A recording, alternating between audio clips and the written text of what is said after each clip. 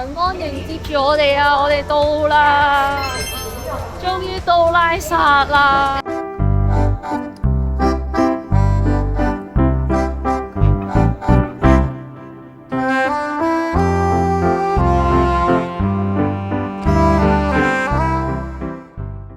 已經到達咗酒店，一入嚟有張大床，我哋已經攤晒啲嘢出嚟，因為真係好需要沖涼。供氧嘅機喺度，因為咧你冇供氧機真係搞唔掂。而家踎得起身都見有少少頭赤，因為而家高度係3650米，咁啊濕度咧係極之乾噶，咁所以呢度咧都有個護濕嘅加濕器啦，咁都算係咁啦。呢度一晚咧就500蚊，出邊就冇經費啦，真係要慢啲啊，啲適宜太快。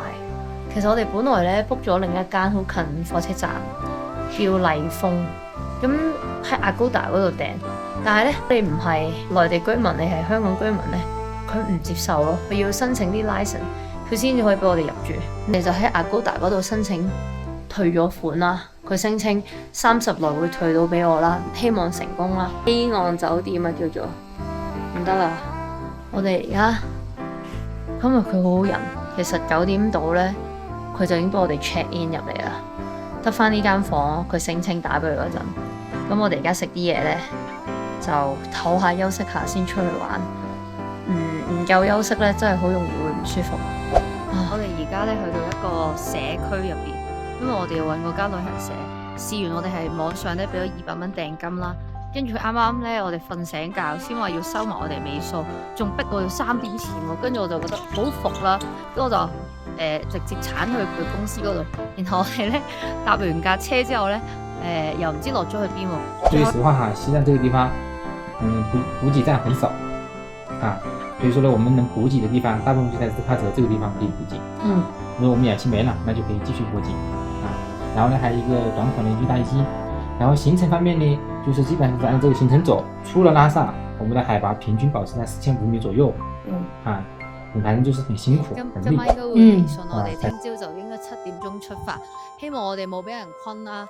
其實一個人幾千蚊個團，困極都有限嘅，又唔行得快喎，但係又好熱好曬喎，簡直咧係一個好煎熬嘅生活啊！銷售咧都講樣得意俾我哋知，就係布達拉宮啦，我哋未去啦，佢係起得高啲噶嘛。原來咧西藏咧佢嗰啲樓宇啊，所有商鋪啊，都唔可以起得高過個布達拉宮，因為呢個係信仰宗教嘅問題嚟嘅。我覺得個太陽咧，佢係追住我個背脊喺度吉住我啊，真係好熱啊！嚟帶大家食一個地道嘅嘢食啦，真係好晒，所以買咗呢個羹，就係呢個益頭牛啊，都係去打邊爐嘅，我哋一定好好味啊！地道人食，地道介紹。呢個隔離仲有和牛鮮奶茶，一陣過隔離試下先。我中意呢啲。兩位，哇！真係有嚿牛喺度嘅喎，正喎，清湯啊！佢話呢個係佢推介呢個，你想食麻辣都可以食麻辣㗎。不過我梗係唔會食麻辣啦。跟住陳仔叫我一定要講啊！而家俾大家睇下。而家係拉薩28度，呢度唔開冷氣㗎，勁啊！我哋一定要食好多牛牛。我哋咧可能啲人會一嚟就去好多行程啊，我哋唔係食份屙食份屙咯。哇，牦牛啊，係啊，色水都唔同啲啊，俾大家望下，紅卜卜嘅喎，應該好濃味。但係聞到嗰啲牛騷味嘅係，我哋錄過嚟食下啦。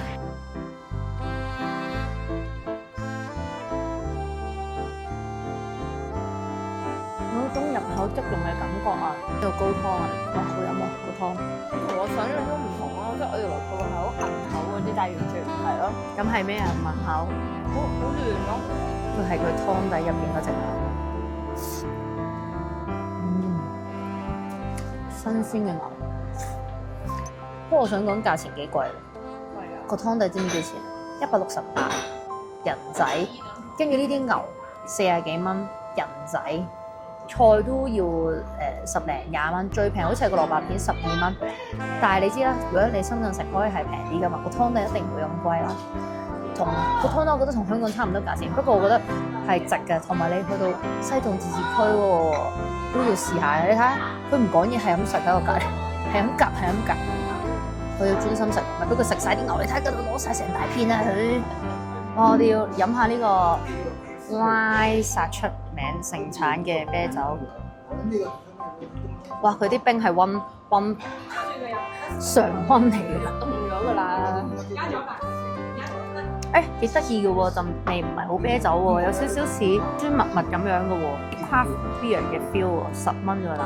啱咧嗌咗杯奶茶，佢呢個咧睇下我話係幾多 cream， 佢係由烏龍茶啦，佢哋呢度嘅牦牛鮮奶啦、蛋酥啦同埋奶油去做成嘅，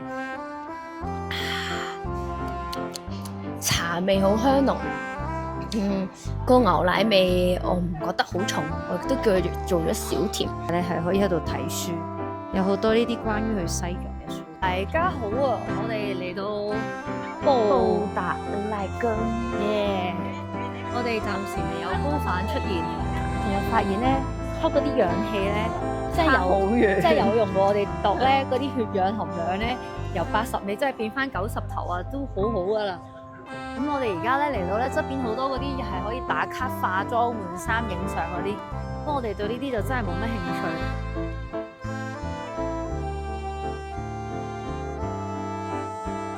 我哋而家行咗就嚟有3-4個字啦，有冇啊？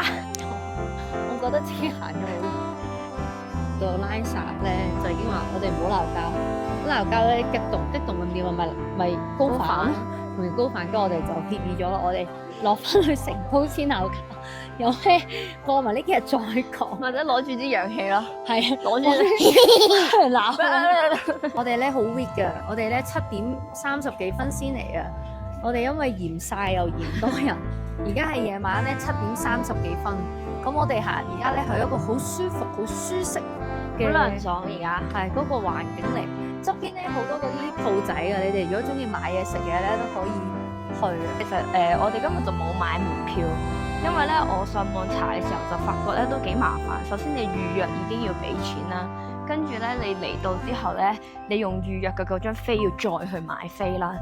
哦，哎呦，打招呼啊 ！Hello， 你做乜好似腫咁樣嘅？係啊，佢個眼睛咁嘅。Hello， 你有冇事啊？好乖喎，一着嚟即刻過嚟喎。話你咧，哎呦 ，Hello， 唔好嚇我啊！係話唔好嚇我啊！哎呦，特產啊，牦牛酸奶啊，終於買到啦！我哋好酸啊！啲眼水啊，你唔明啊？係咁酸嘅咩？真係好酸喎，好似發毛嗰啲芝士奶咁樣。行完一大輪，原來喺呢個中國郵政局，然後呢個位睇布達拉宮係最清楚獎。我哋睇完啦，到此一遊，到此二遊，我行一個圈啊，耶！有第二個天順西藏主題郵局，就喺隔離嘅啫。哇，好靚啊！呢度好多嗰啲 postcard，接下來的日子裏，把衣服穿厚一點，好熱喎，走路買點認同，睡覺早一點，好好照顧自己。澤西德啦。